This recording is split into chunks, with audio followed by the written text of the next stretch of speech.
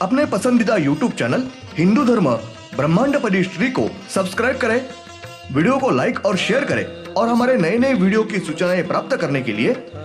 Bell icon का button दबाना न भूलें।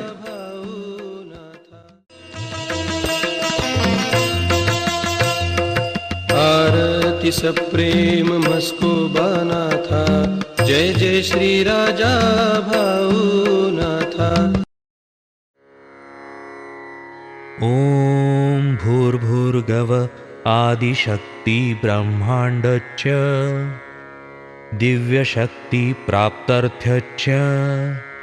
परमेश्वराय नमेन गायत्रीयं कालभैरव दिव्यशक्ति नमो शिवाय। ब्रह्मांडपदी श्री सप्तशक्ती महाग्रंथ, ब्रह्मांडपदी श्री सप्तशक्ती महापंथ। सत्य हाच धर्म, जसा खवळलेला समुद्र, जसा पूर्ण आकाश, जसा सूर्य, तसा मी शिवोहम। पिछले यानी भाग 237 में हमने देखा उसी के सतह ब्रह्मांड के हर एक मानव इन्होंने योग्य तपस्या की और वो योग्य बहुत ही नियमित होगी तो ही वो भी उसके ऊपर आने वाले हर एक संकट तकलीफ में से अपनी सही सलामत छुटकारा करके वो ठीक ठाक बाहर निकलता रहता है।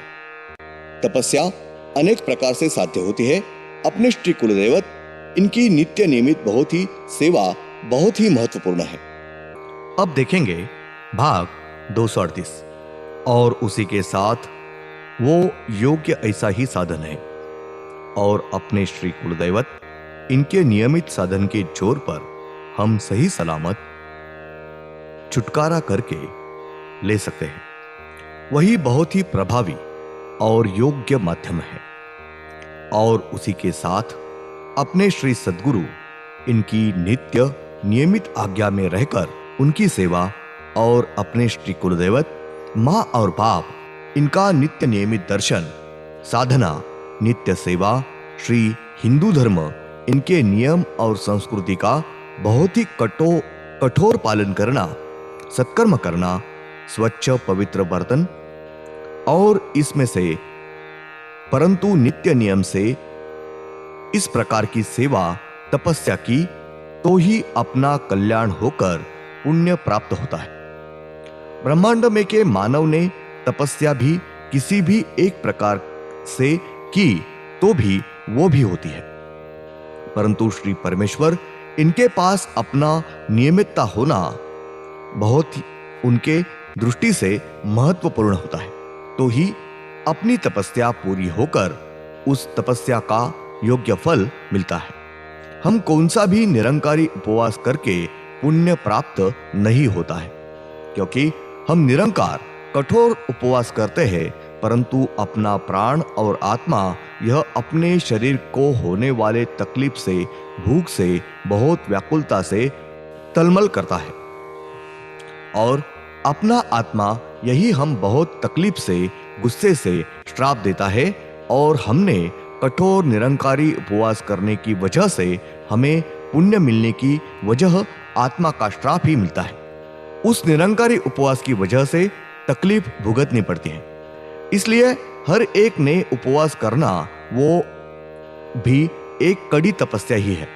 परंतु वो उपवास यह कठोर निरंकारी न पकड़ते हुए थोड़ा उपवास का फलाहार का अन्न यानी कि दूध, नैसर्गिक फल खाकर ही उपवास करना तो ही उस उपवास के तपस्या के अपने योग्य अच्छा फल हमें मिल सकता है। श्री शिवशंकर इन्होंने अपने मूल 10वें ज्योतिर्लिंग श्री माहुरड़ इस पवित्र जगह पर श्री त्रिदेवीश्वर इस नाम से प्रत्यक्ष में श्री गायत्री माता यानी कि श्री गाय यह बहुत ही पवित्र अवतार लिया है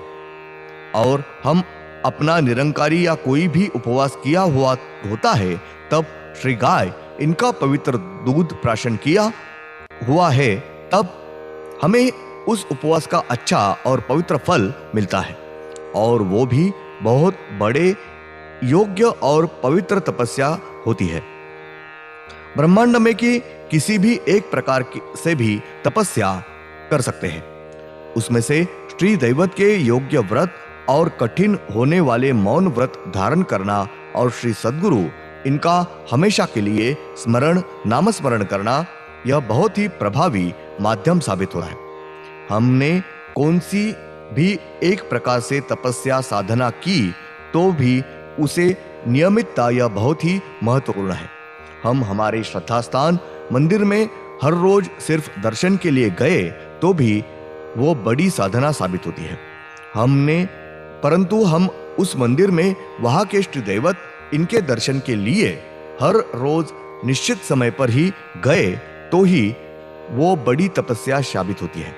हम अगर उस श्री दैवत इनके दर्शन के लिए हर रोज प्रातः काल 6 बजे जाते होंगे तो हर रोज उसी निश्चित समय पर जाना ही चाहिए, क्योंकि वहां के श्री दैवत इनको अपनी मिठास आदत होती है।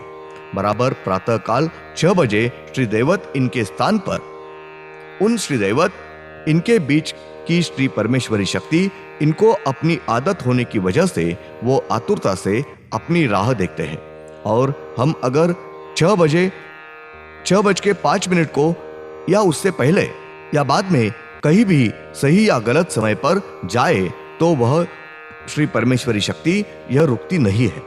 हमारी राह देखकर वो दूसरी तरफ निकल गई होती है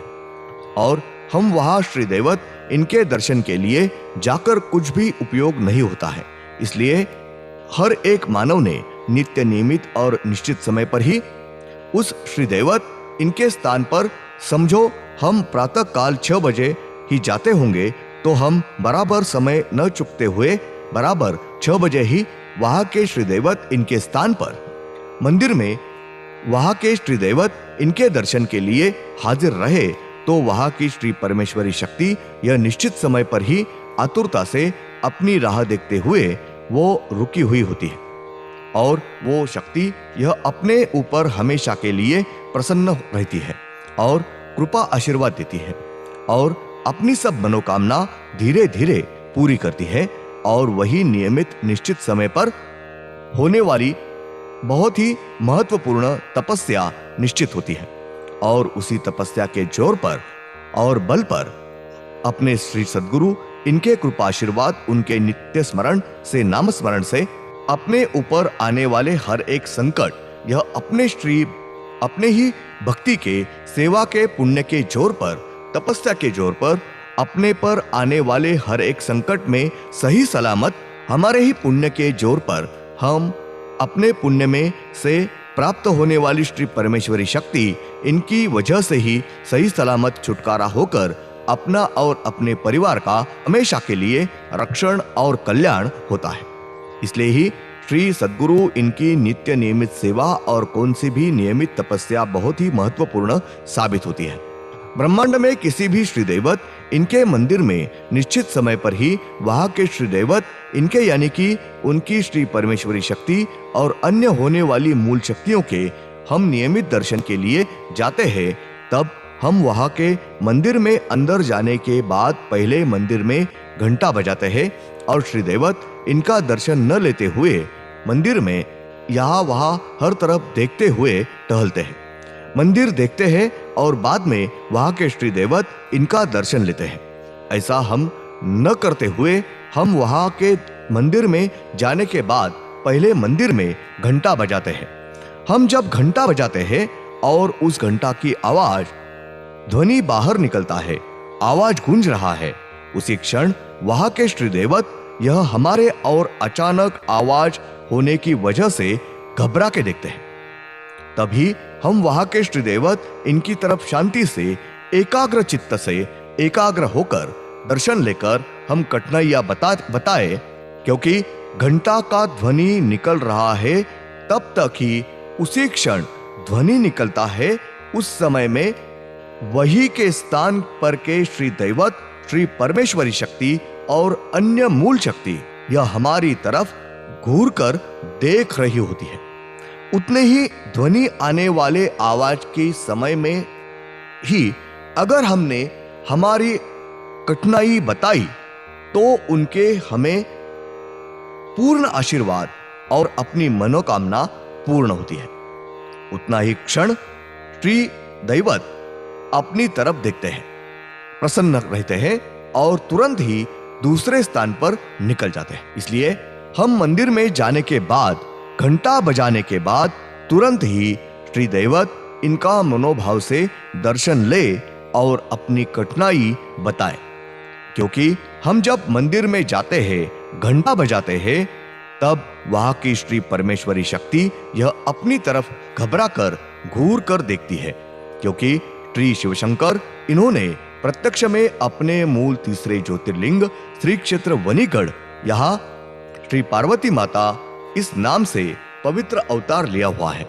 और श्री पार्वती माता इन्होंने ही श्री वज्रेश्वरी माता यह अवतार लेकर उन्होंने ही आगे श्री घंटी यह पवित्र अवतार लिया होने की वजह से ही हर एक श्री दैवत इनके स्थान पर की घंटी यह हमने बजाने के बाद उसमें से जो ध्वनि बाहर निकलता है वही क्षण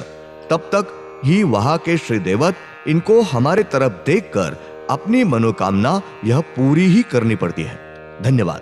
अगले यानी भाग 249 में हम देखेंगे, जब हम वहां के श्री दैवत यह हमारे तरफ घूर कर देख रहे होते हैं, उसी क्षण यानी कि जब तक घंटा ध्वनि हो रही है, वो ध्वनि होते वक्त वहां की श्री शक्ति इनके पास बहुत ही शांति से एकाग्र होकर अपनी कठिनाई बताए, क्योंकि इस क्षण वहां के श्री परमेश्वरी शक्ति इनका आत्मा और अपना आत्मा यह एक रूप होते हैं, दोनों आत्माएं एक होते हैं, उसी क्षण अपनी कठिनाई मनोकामना बताए। ओम श्रीनाथ मस्कोबानाथ श्री राजा भावनाथ प्रत्यक्ष